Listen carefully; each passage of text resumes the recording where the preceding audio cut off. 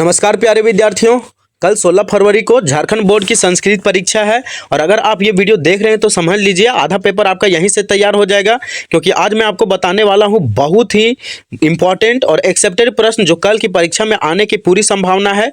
Video को अंत तक जरूर देखें और एक भी प्रश्न छोड़ेंगे तो हो सकता है वो आपके परीक्षा में नुकसान हो सकता है।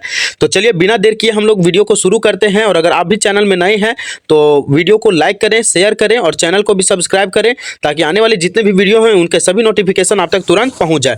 तो देखिए सबसे पहले इसमें क्या लिखा गया है कि गद्यांश दिया हुआ है, इस गद्यांश को आपको पढ़ना है और इसका सही उत्तर आपको देना है। ठीक है, तो चलिए बिना देर किए हम लोग इसको पहले समझते हैं और इसका उत्तर देने का प्रयास करते हैं। देखिए एक गद्यांश का प्रश्न जरूर रहेगा। देखिए संस्कृत का पेपर भी आसान होता है, बस आपको जो है वो सही तैयारी की आवश्यकता है। ये गद्यांश पिछले काफी वर्षों से पूछा जा चुका है तो इस बार भी इसके आने की संभावना काफी ज्यादा है।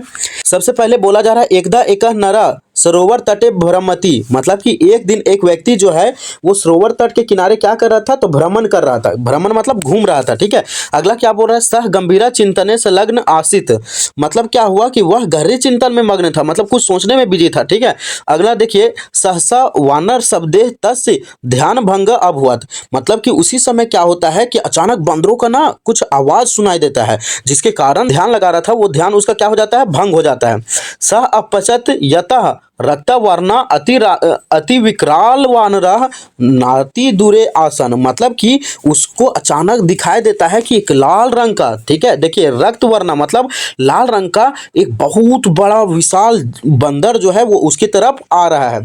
सधावित तुम आर्भवत, मतलब कि क्या हुआ, आर्भत, वो जैसे ये सब देखा ना वो तुरंत दौड़कर भागने लगा। माँ धावा भय तकवा तिरो भवा, ठीक है, उसको जो है तभी किसी वृद्ध व्यक्ति की ऊंची आवाज सुनाई देता है। क्या सुनाई देता है कि इति कस्मियति वृद्ध जन से उच्च स्वर श्रुत सह, अथवा देखिए तभी क्या होता है किसी वृद्ध व्यक्ति की ऊंची आवाज सुनाई दी, मत भागो भय छोड़कर वहीं खड़े हो जाओ। ठीक है, साहस कृत्वा निर्भीत दृष्टिया सह वानर अपश्यत तत्रिंभ दृष्ट्वा वानर समूह प्लायति। ठीक है, अहो आश्चर्य कृष्ण चमत्कारः, मतलब क्या होता है कि मत भागो भय छोड़कर वहीं खड़े रहो। जब यह स्वर सुनता है तो उसने वही किया, मतलब कि स्थिर हो गया, अपने अंदर साहस जुटाया और साहस जुटाने के बाद क्या कि अपने आप में एक साहस जुटा करके वहीं पे स्थिर हो गया। ठीक है, तब वो अचानक से देखता है कि जो बंदर उसके सामने आ रहे थे वो भी रुक गए। अब जैसे वो धीरे धीरे बंदरों के पास पहुंचने लगा वो बंदर जो है वो उसके पास से गायब होने लगे। ठीक है, क्या होने लगे, गायब होने लगे।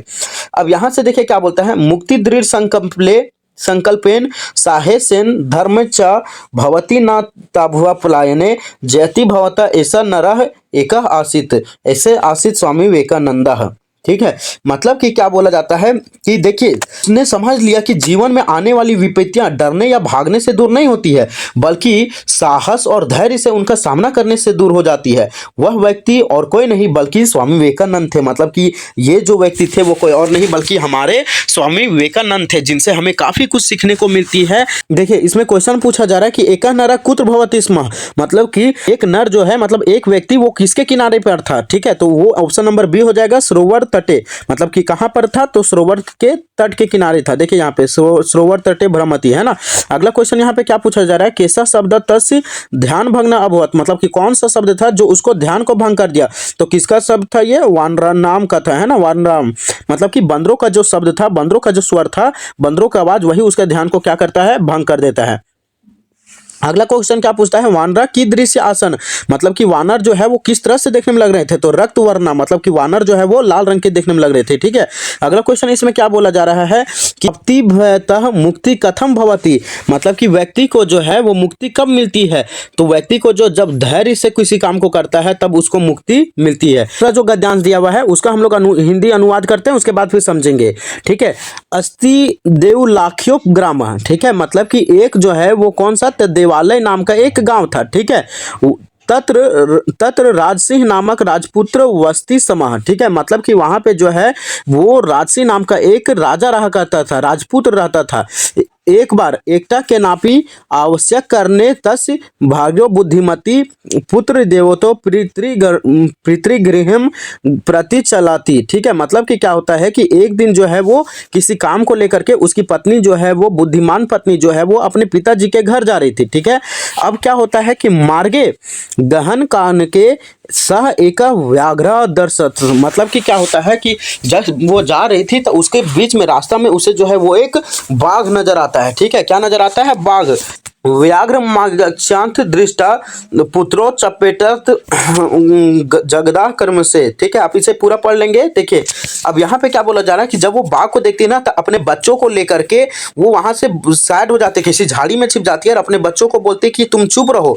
ठीक है, तभी वो लोग आपस में आवाज करते हैं कि अरे बाघ का रखा हुआ मांस देखिए, तावद विभज्य भुज्यताम, है ना, मतलब कि बाघ का जो रखा हुआ मांस था वो मांस कहाँ पे रखा हुआ है। ठीक है, तो बाघ इस बात को जब सुना तो वो डर गया कि ये लोग तो बाघ का मांस खाते हैं, और वो तुरंत वहां से डर करके भाग गया। तो देखिए इसलिए भी ऊपर वाले से भी क्या सीख मिलता है कि धैर्य से और साहस से किसी भी काम को किया जा सकता है, और यहाँ पे भी वही सीख मिल रहा है। अब देखिए इससे हम लोग क्वेश्चन बनाते हैं। ठीक है, क्वेश्चन पूछ रहा है ग्रामस्य की नाम आसित, मतलब कि गांव का नाम क्या था? तो गांव का नाम जो है वो देवला था। देवला कहने का मतलब देवालय नाम था, है ना। अगला राजपुत्र का आसित, राजपुत्र जो है वो कौन था? ठीक है, राजपुत्र जो है वो कौन था? तो देखिए इसमें ऑप्शन दोनों चारों का चारों गलत है, क्योंकि राजा का पुत्र कौन था? तो राजा का पुत्र जो है वो राजसिंह था। ठीक है, राजा का पुत्र, ऊपर में पैसेज में आप लोग देखे थे कि राजा का पुत्र राजसिंह था, तो ऑप्शन यहाँ पे गलत है। ठीक है, अगला क्वेश्चन हमारा क्या पूछ रहा है? दी गहन कान के का राजकुमार था, उसकी पत्नी जो है वो कहां पे जा रही थी और रास्ता में क्या देखी? तो रास्ता में वो एक व्याघ्रम, मतलब कि एक बाघ को देखती है। ठीक है, सा पुत्रों कया पर देता जगदा, मतलब कि वो अपने पुत्रों को किस प्रकार से बोलती है। ठीक है, तो वो अपने पुत्रों को थोड़ा सा थपथपा करके, मतलब कि चपेटिया। ठीक है, वो एक गद्यांश है और इस गद्यांश से आपको जो है वो क्वेश्चन का उत्तर देना है। ठीक है, देखिए लिखा क्या हुआ है वो सबसे पहले हम लोग समझते हैं ना, कि गुणी गुना वेती ना वेती निर्गुणे। ठीक है, मतलब कि गुणी व्यक्ति गुण को जानता है, निर्गुण इसको कभी भी जान नहीं सकता। अगला क्या पूछता है? बली बला वेती ना वेती निर्बला, मतलब कि बली व्यक्ति जो है, बल वाला व्यक्ति, वो बल को जानता है, निर्बल व्यक्ति कभी भी बल को नहीं जान सकता। पिको वसंत है गुणो ना वास्य, पिको, पिको मतलब यहाँ पे बोला जा रहा है कोयल को, है ना। पिको मतलब क्या होता है? कोयल। तो यहाँ पे क्या बोला जा रहा है कि पिको वसंत से गुना ना वासे, मतलब कि कोयल ही वसंत ऋतु के गुण को जान सकती है, क्योंकि कोयल का एक गुण होता है कि वो एक विशेष ऋतु में, विशेष मौसम में ही क्या करती है? अपनी आवाज को से लोगों को मधुर करती है ना।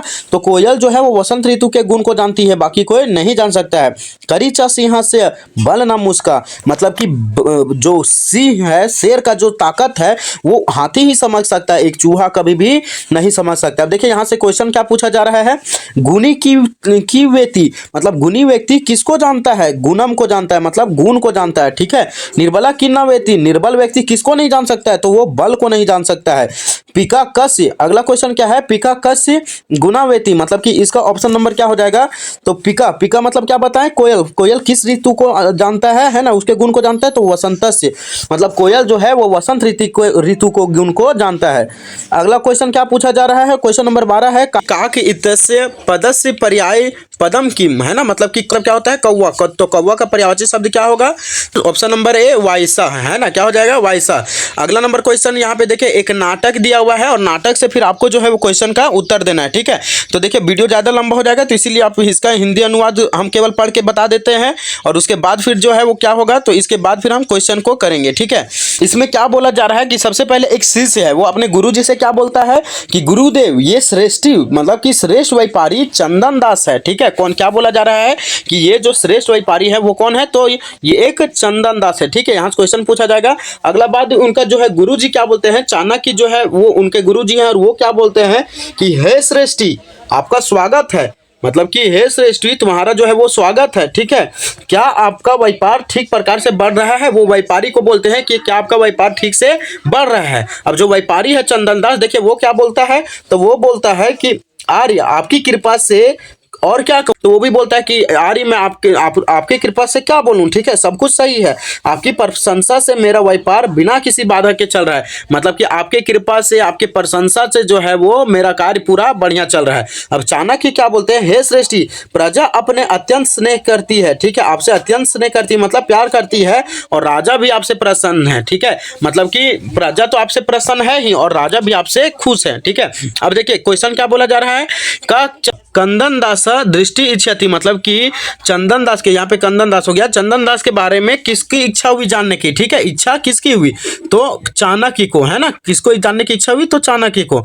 अगला क्वेश्चन क्या पूछा जा रहा है, क सन की भवती है वो आदर पूर्वक बोलते हैं ना, क्या बोलते हैं, आदर पूर्वक, ऑप्शन नंबर डी। अगला क्वेश्चन क्या पूछा जा रहा है कि के प्रिमिक्षन्ति, मतलब कि कौन जो है वो प्रिय है, ठीक है, प्रिय जो है वो कौन है, तो प्रिय जो है वो राजन का है ना, वो किसका प्रिय है, तो वो राजन का प्रिय है, ठीक है, वो जो है वो राजा का प्रिय है, ठीक है। ये था आपका 15 नंबर तक का उत्तर। अगला नंबर क्वेश्चन पूछा जा रहा है, देखिए यस अखंडित में वाणिज्य, है ना, मतलब कि क्या बोला जा रहा है कि इसमें खाली स्थान को पूरा कीजिए, तो यहाँ पे क्या पड़ेगा, प्रसादेन, मतलब कि प्रशंसा से बोलता है ना, कैसे बोलता है, प्रशंसा से बोलता है।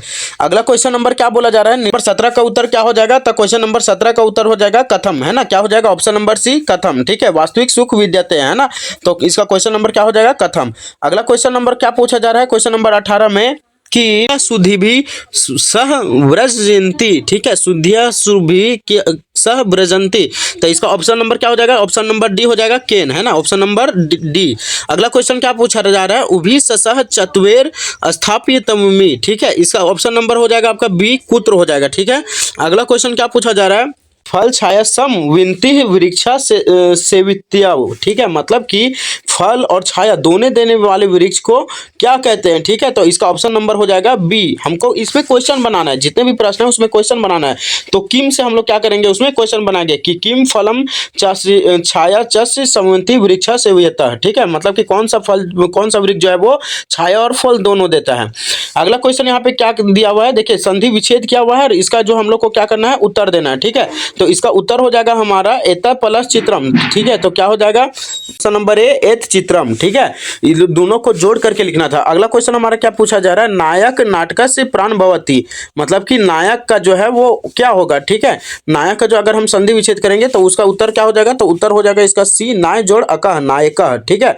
अगला क्वेश्चन तैस हमारा क्या बोला जा रहा है कि मनोरथ पुरुषार्थेन एवं सिद्ध्यति, ठीक है, तो मनोरथ का जो है आपको क्या करना है, इसको संधि विच्छेद करना है, तो मनोरथ का संधि विच्छेद क्या हो जाएगा, ऑप्शन नंबर बी, ठीक है, ऑप्शन नंबर बी, मनः जोड़ रथ, मनोरथ, ठीक है।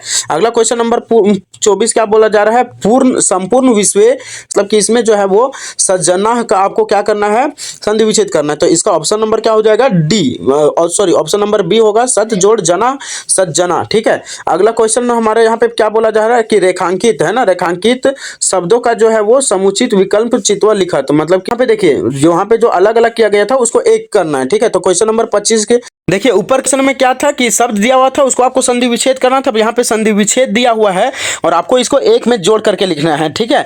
तो यहाँ पे क्वेश्चन है क्री जोड़ अनियर, है ना, तो इसका क्या हो जाएगा, कर्नियम, है ना, क्या हो जाएगा, कर्नियम, ऑप्शन नंबर डी। अगला क्वेश्चन हमारा 26 क्या है, अवंती बालिका पथी अपवत, है ना, इसमें से क्या करना है, तो इसका जो बताना है कि धावंती का जो है वो संधि विच्छेद क्या होगा, तो ऑप्शन नंबर ए झाव जोड़ श्रत्य। क्वेश्चन है अश्व मार्गे धावती, मतलब कि अश्व जो है वो दौड़ रहा है, ठीक है, किस मार्ग में दौड़ रहा है, तो इसका संधि विच्छेद क्या हो जाएगा, ऑप्शन नंबर हो जाएगा आपका डी, अश्वा जोड़ टापह, ठीक है। अगला क्वेश्चन हमारा क्या क्या बोल जा रहा है, नरा अचियंदे पापह करोती, है ना, तो इसमें आपको क्या हो जाएगा, ऑप्शन नंबर सी हो जाएगा, अपी हो जाएगा, ठीक है।